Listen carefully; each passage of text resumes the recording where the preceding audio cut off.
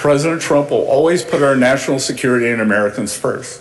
And as I have said before, the president has multiple tools in his toolbox. The court did not rule against President Trump's tariffs. Treasury's estimates show that the use of Section 122 authority, combined with potentially enhanced Section 232 and Section 301 tariffs, will result in virtually unchanged tariff revenue in 2026. I would also like to take a moment to address today's Supreme Court ruling, and I would note that I did not change a single word in my speech post the ruling. President Trump will always put our national security and Americans first. And as I have said before, the president has multiple tools in his toolbox. Let's be clear about what today's ruling was and what it wasn't. Despite the misplaced gloating from Democrats, ill-informed media outlets, and the very people who gutted our industrial base, the court did not rule against President Trump's tariffs. 6 justices simply ruled that IEEPA authorities cannot be used to raise even $1 of revenue. This administration will invoke alternative legal authorities to replace the IEEPA tariffs. We will be leveraging Section 232 and Section 301 tariff authorities that have been validated through thousands of legal challenges. Treasury's estimates show that the use of Section 122 authority, combined with potentially enhanced Section 232 and Section 301 tariffs, will result in virtually unchanged tariff revenue in 2026.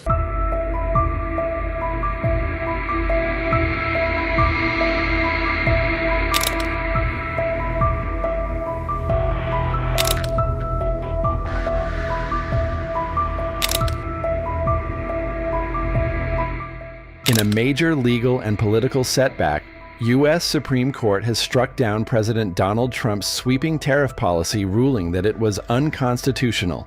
The decision targets one of the cornerstone pillars of Trump's economic agenda, his aggressive use of tariffs on global imports. In a 6-3 ruling, Chief Justice John Roberts wrote the majority opinion, concluding that the president overstepped his authority by invoking emergency powers to impose wide-ranging trade taxes.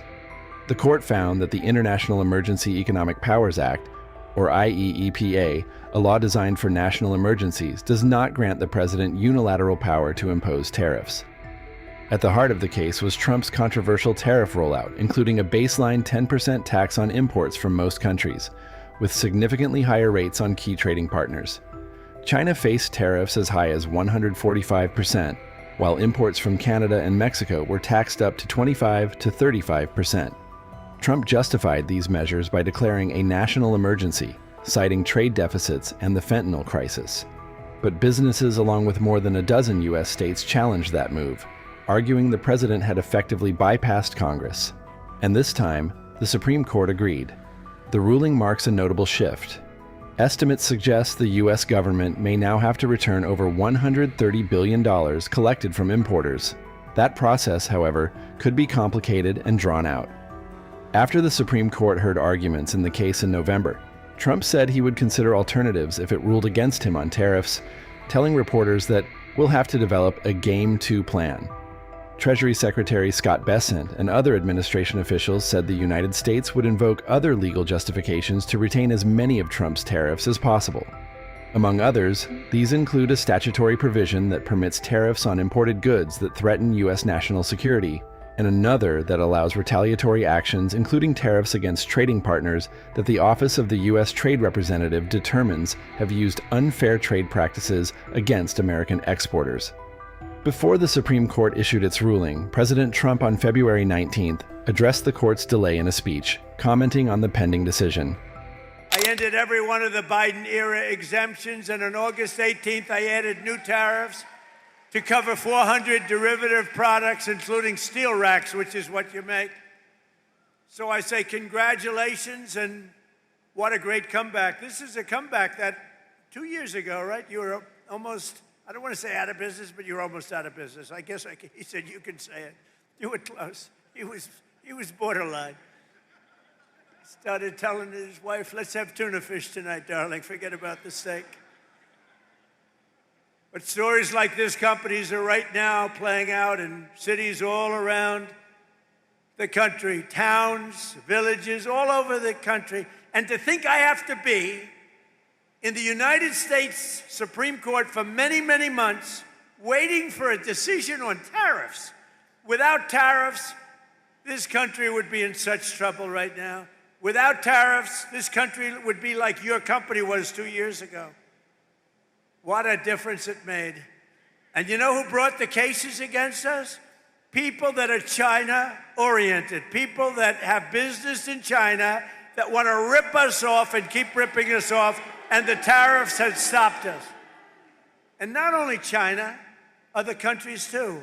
People from other countries like Canada and others, they sue us. Canada has ripped us off for years. Not anymore, they're not. And I'm waiting for a decision from the Supreme Court. Can you imagine? We have to wait.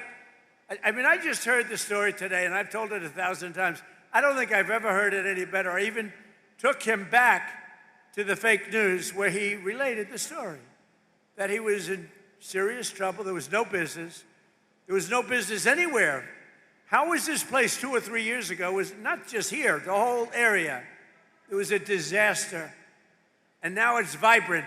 And we have to justify this because people come from other countries because they ripped us off for 50 years, and now we're doing the same thing to them, and we're being very modest about it, right, Howard? We're being very modest about it. We could go a lot further if I want to, because what they've done to us, other countries, what they've done, they almost put us out of business. And I'll tell you, if I didn't win this election, and if you had a moron like Kamala or a moron like Sleepy Joe Biden, if you had these people back, our country would have been finished. We wouldn't have had a country.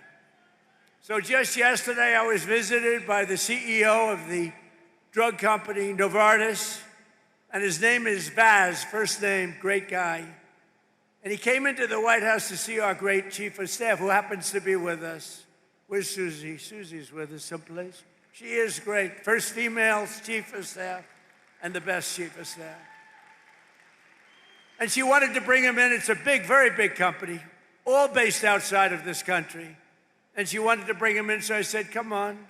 So I said, hello, how are you doing? How's it going? Sir, I'm building 11 plants in the United States. I said, that's a lot. How many do you have? None. But we're moving almost all our business into the United States. And I said, why are you doing that? Tariffs. Tariffs! Can you believe it? He said, tariffs. And I got to be before a court. Can you believe it? This is like men playing in women's sports, transgender for everybody. I have a new one to add, voter ID. The Democrats don't want to give us voter ID because they want to cheat. The only way they can cheat is if they, look, we can stop them so easy. You know what they say? We don't want voter ID because it's racist. Okay? That's a good one. It's racist, no. I'll tell you what, when they look at the polls, 95% of the people want voter ID. Then you have proof of citizenship. So we want voter ID. We want proof of citizenship. For you to vote, let's prove that you're an American. So please, proof of citizenship. They're fighting that. They're fighting that. And then we don't want to have mail-in ballots where they're mailed in from all parts of the place. Mail-in ballots are crooked as hell. We're the only country in the world that use this type of mail-in ballot, the only country in the world. I'll tell you what, Republicans have to win this one. We'll never lose a race. For 50 years, we won't lose a race. We want voter ID. We want proof of citizenship. And we don't want mail-in ballots except for the military far away, except for people that are ill, disabled, or people that are away.